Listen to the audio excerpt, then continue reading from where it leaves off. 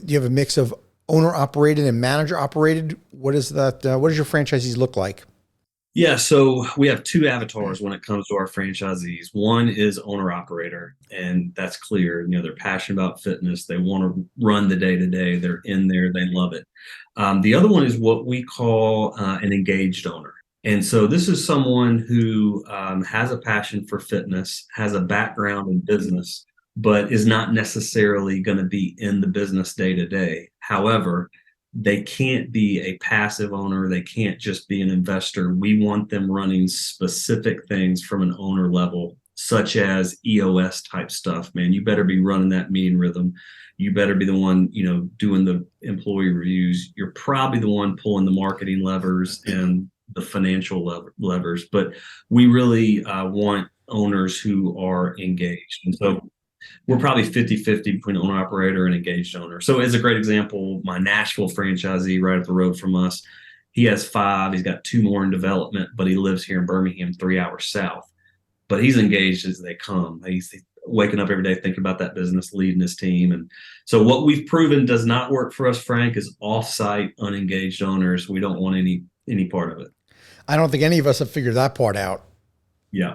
If you're unengaged and, sort of out of pocket, that's a really tough. We had a hell of a challenge we tried the part-time model and we could not get that to work. And we tried it in the very beginning.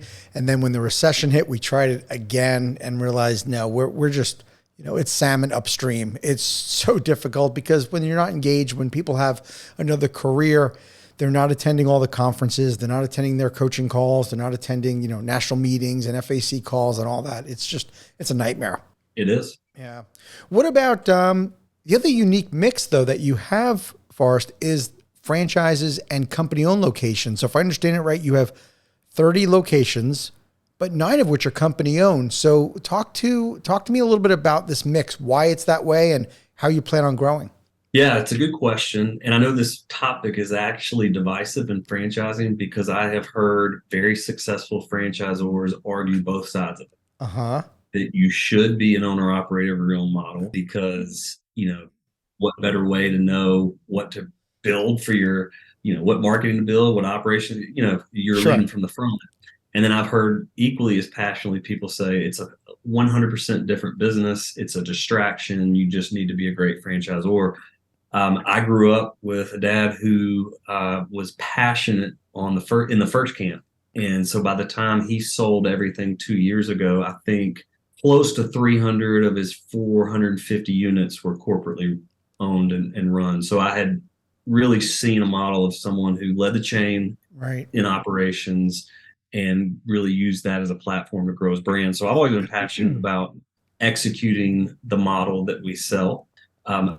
Honestly, Frank, I don't know how I would have navigated COVID as well as we did if I wasn't figuring it out hour to hour, sometimes day to day, right there with these franchisees. We're closed. People can't come in. How do we generate revenue? How do we pivot? So I just think it's important, and we run some of the best gyms in the brand. So but to your question about growth, our growth strategy is franchising. We're not necessarily looking to grow hundreds of corporate units. We're pretty comfortable with the 9 that we have. Mm-hmm. What made you open those 9? Is it geographic reasons or just for overall developmental? Well, five of them are right here in Birmingham where we're headquartered. And so we've had them. Those are all 10-plus-year-old locations. So that's kind of what we started with there. The other ones have been franchisees who were unengaged and didn't want to be engaged.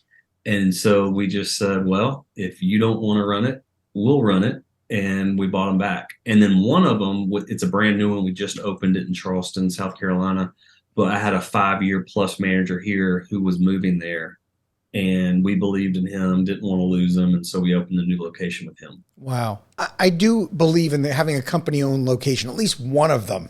And when I franchised my very first location, where was it? Right in our backyard. I didn't intend on selling our backyard as its first location, but that's what ended up happening. And it took a few years before we were able to buy it back.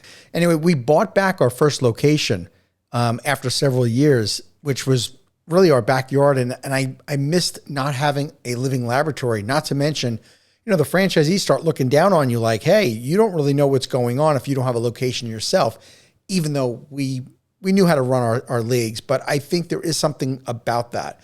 Plus, you don't want your franchisees to be guinea pigs where, you're doing all your testing through them with them, right? Well, and I had experienced that. As a franchisee, I had seen Fitness Together roll out marketing plans that had never been tested, that were drawn up in some agency somewhere. And, we were spending the money to prove it out versus I don't roll anything out I haven't tested at my location. So I had seen that. And then when I became a master franchisee, I really saw the tension between, okay, this is what I believe as a franchisee, but now I'm starting to understand, my hat over here is kind of a franchisor. So it's interesting I don't remember how many years, 3, maybe 4 years into being a franchisor, I called Rick, who was the founder of Fitness Together, and apologized for being Mr. Hotshot franchisee who thought he knew everything, because being a franchisor is not as easy as we might think when we're successful franchisees. Forrest, you were a nightmare franchisee as a 24-year-old. I know it. Yeah. I would not have wanted to deal with you.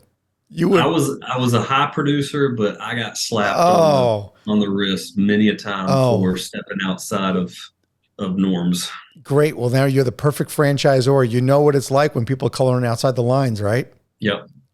I'll tell you a great quick story. Just Sure. You're making me think of it. But so this is probably 2004, and info products were relatively new. And so this guy hit me up. He's like, hey man, you're very successful. Why don't we do a series where you talk about like your best demonstrated practices of how to run a studio? And he said, I bet it will lead to franchise sales for you. So I do the thing. It was CDs back then. They sold like crazy. I did sell a franchise from it, but then Rick got a hold of it and he's like, are you literally just giving away all our secrets? And I'm like, but I'm selling franchise. So anyway, it was like, I thought he was about to kick me out of the brand. But now, if one of my franchisees was doing that and talking about all our secret sauce, I'd be like, well, what are you doing? Come on. Well, one of the things I want to share about kind of the company-owned strategy that we try to deploy, we had a lot of challenges. I would get frustrated that the only reason why we were opening a location is because where we were getting an inquiry from a really quality prospect, no matter how much we try to target market. So we had this idea of doing this dual strategy, and the dual strategy of opening franchise locations and company-owned locations really for us didn't start until, I don't know, like maybe 10 years in. The franchisees did not take to it well because they thought that all of a sudden we're getting away from franchising when really all it was a dual strategy. It was completely sincere that we wanted to open locations and we didn't want to be limited to franchise locations only if that's, if we wanted to open a location in a great market. In fact, we were open to growing it and selling it to somebody. But for us, it didn't go well. Maybe that was partially because we didn't have that dual strategy until 10 years into the business. So by that point, we were probably about 140 locations in. You think that might create, more difficulty in the franchise network if you're that big and then you start doing company owned? Yeah, they're going to see it as a threat, especially if you're going into a market where there's already franchisees and then they feel like you're taking multi-unit growth away from them. Yeah, for sure. I think we could have definitely communicated that better for sure. We did open locations. Inevitably, we sold a bunch of them off and we decided to dissolve that part of the business. I found though, kind of to the point that you mentioned earlier, for us, it was a bit of a distraction. It was really, really difficult. So I'm super impressed that we were able to pull that off because we found it very distracting at times. So that's kudos to you. And of course, your dad having this background too.